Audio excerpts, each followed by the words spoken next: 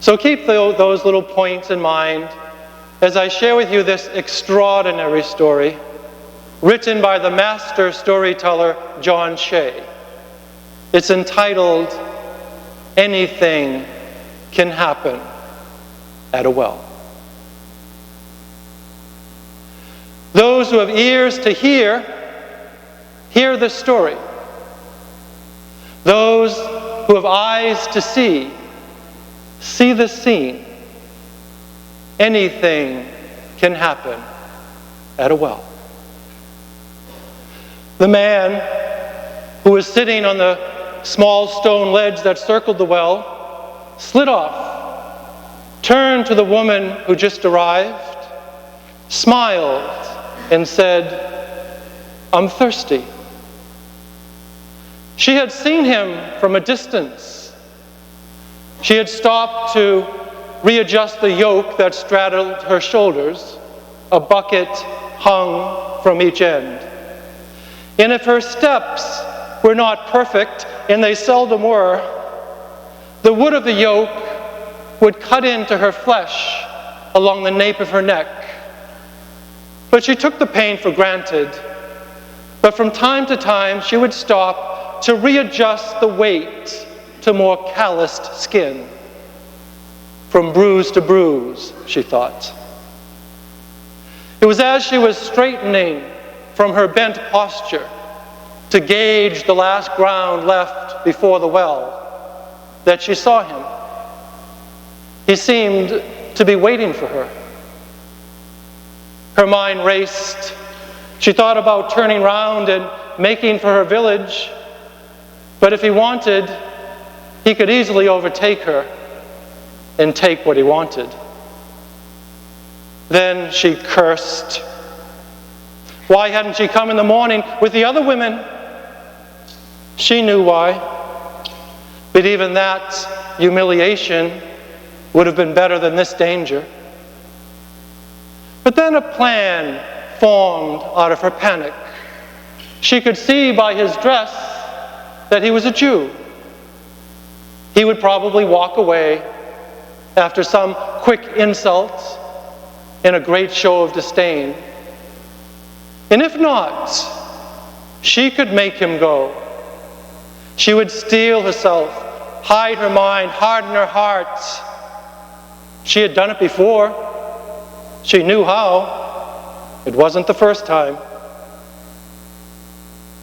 "I'm thirsty," the man said again. It was so blatant, it took her back. From a distance, she could manage him in her mind, but up close, his presence was almost too much. But she recovered quickly. "Who isn't? This sun would fry a lizard's tongue. Give me a drink." "What? You, a Jew and a man, ask me, Samaritan and a woman, for a drink? I have a simpleton on my hands," she thought. "Thirst makes friends of us all," the simpleton said. "I will help." Before she could protest, he slid the cover off the top of the well and stood ready for her bucket. "I'll do it," she said.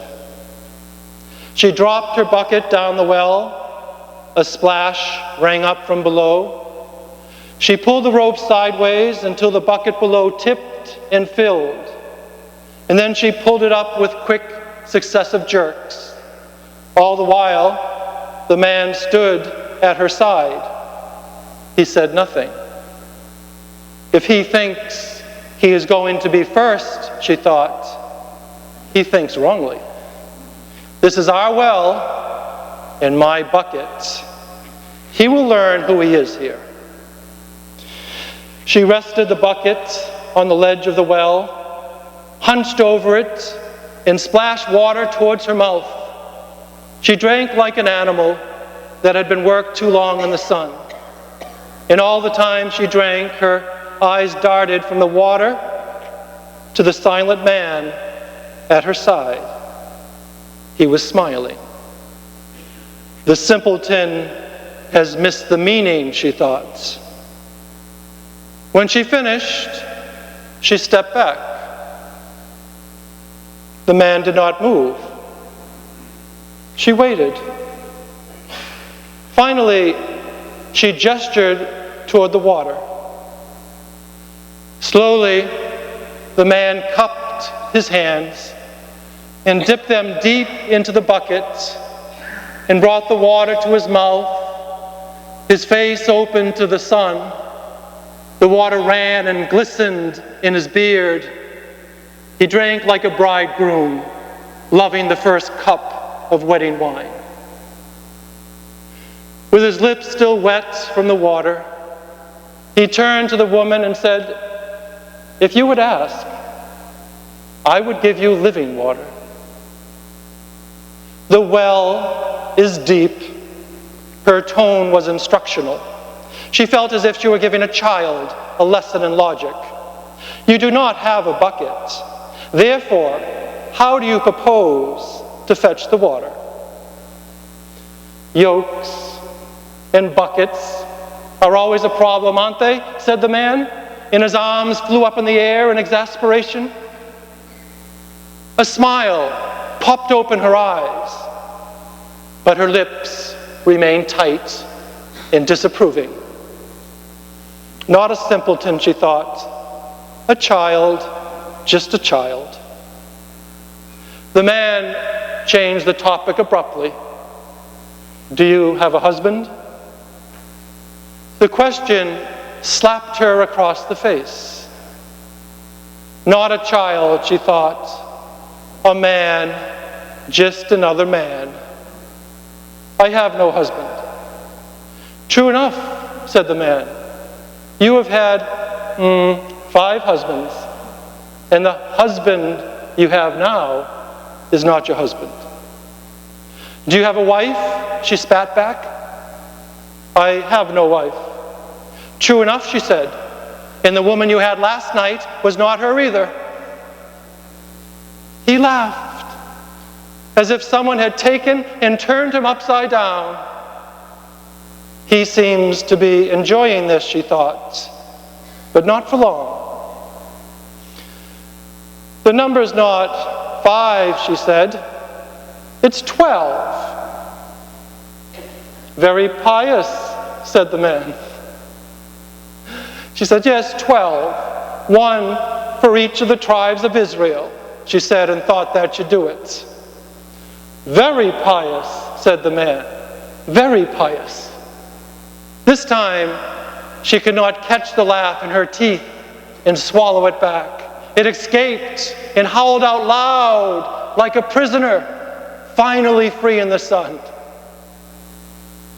"You are a hard man to get rid of," she said. Now, not so sure she wanted him to go. "Everyone says that," said the man. One more try, she thought, and this Jew, like every other man, will surely leave me. "Tell me, O prophet, who is not very good at numbers, where should we worship the living God? On the mountain or in the temple?" The man grew silent and closed his eyes. He seemed to be traveling deep within himself to some inner sanctuary. "This is it," thought the woman. "This is where, in the name of the living God, he will spurn me." When he opened his eyes, he caught hold of her hand and said, "God's not on the mountain, but in your thirst. God's not in the temple, but in the scream of your spirit, and it cries to me, 'Ask me for a drink.'" Not just another man, she thought. Not just another man. She pulled her hand back. "I don't ask," she said, as if her whole life were in every word. Even without a bucket, the man said. If you would ask, I would give you living water. As they sat on the stone ledge of the well, they were silent. Finally, he reached for her hand. She let him take it. Give me a drink, she whispered. What? You, a woman and a Samaritan, ask me, a man and a Jew, for a drink? Thirst makes friends of us all, she said, and smiled. Then he took her hand in his and formed them into a cup. Together, their hand dipped deep into the bucket and brought a cradle of water to her lips. She drank slowly, her face open to the sky. She drank like a deer with the thirst of summer, like a field parched by drought, like a desert wanderer finally at home. With her lips still wet, she turned to the man and said, sometimes the yoke and the buckets cut into my flesh so bad I want to cry out in pain, but I never do. I know. Then she told him all about her husbands who were not her husbands. She told him everything she ever did. Everything she ever did, she told him. In all the time she spoke, she cried. When she finished, he said, I know. And then he told back to her everything she ever did. Everything she ever did, he told back to her. In all the time he spoke, he gently rubbed the nape of her neck where the marks of the yoke were the most punishing. It was after he had finished his revelation of her to himself that she saw the other men. His friends were coming towards them. They will be scandalized to see you here with me, she said. Probably, said the man. I must go. She let go of his hand and moved gracefully away. She turned often to look back at him, and each time she did, he was looking at her. Finally, she was too far away to watch him watching her. Then she couldn't get to her village quickly enough. She went from house to house and told everyone she met that she had met a man who was more than a man, who taught her how to drink. It was after she had stirred up the entire village that she realized she had left her yoke and buckets back at the well. But for the first time in memory, she was not thirsty. The curious villagers formed a circle around her, and she stood in the middle and said, I met a man who told me everything I ever did, except for how many times. And she laughed high and long. Some of the villagers said it sounded like she had a fountain of living water springing up inside her. Let those who have ears to hear the story. Those who have eyes to see the scene. Anything can happen at a well.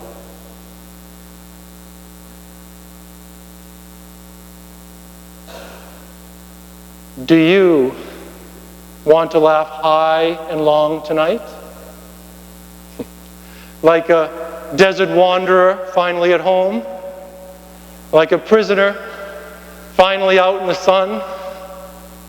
That's the gift that's being offered to us all. It's the same Jesus tonight who met that Samaritan woman back at the well. It's the same Jesus who knows everything about us. And we know that.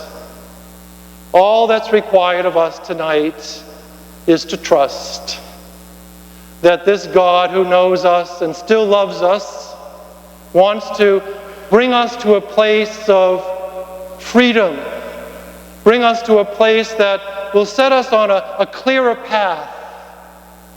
That's the gift. And it's not a night to talk about your husband or what your children are doing or what your wife is doing. That's for another time. Tonight is for you. Tonight is God's gift to you. And you might be thinking, well, this confession thing has been too long. I don't remember those formulas. We're going to make it very easy. We're going to have a common act of contrition and also a common penance. And the common penance will be this. Sometime over the next 3 days, perform a small act of charity. Sometime over the next 3 days, perform a small act of charity. Now, I did hear Monsignor complaining about his cars not running well, but I'm going to leave that small act of charity up to you. And as far as the common penance, common act of contrition, could we say the ones that are in the pew on these pieces of paper? If you're all like me, you still need to read the new translation. And then Monsignor is going to explain what priests are helping us out and where they're going to be. So let's pray this prayer together. I confess to Almighty God and to you, my brothers and sisters, that I have greatly sinned in my thoughts and in my words, in what I have done and what I have failed to do, through my fault, through my most grievous fault. Therefore I ask Blessed Mary, ever Virgin, all the angels and saints, and you, my brothers and sisters, to pray for me, O Lord.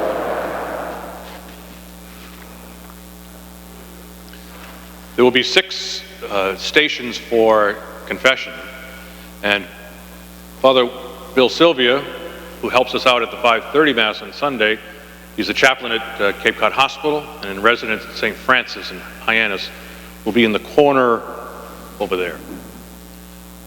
Father Bob Susi, who is a retired Boston priest who helps out at Our Lady of Victory, will be in the reconciliation room on the left. I didn't turn the lights on for you. There's a light and a switch. Father Larry Pratt, another retired priest from the Archdiocese of Boston, will be in the other reconciliation room. It's only in those 2 locations that you do have the option of kneeling behind a screen, if that is your preference. Over in this corner, Father Peter Fournier, who is the associate at St. Patrick's in Falmouth and part-time chaplain at Falmouth Hospital, will be there. Father Kevin MacDonald. Oh yeah. Father Kevin MacDonald will be behind the altar. And I'll be coming forth from over there.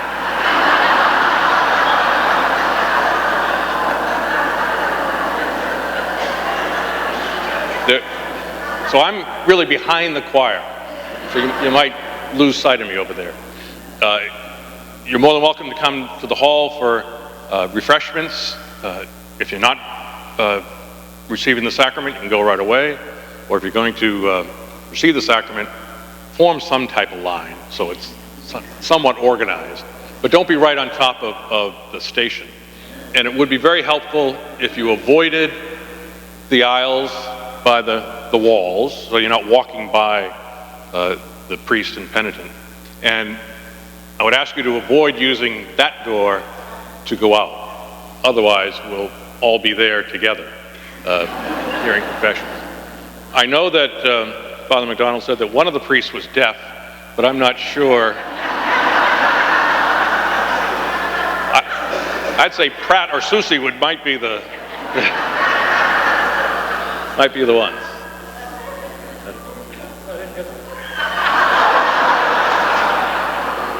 And before I forget, I'm going to turn off and take off my microphone.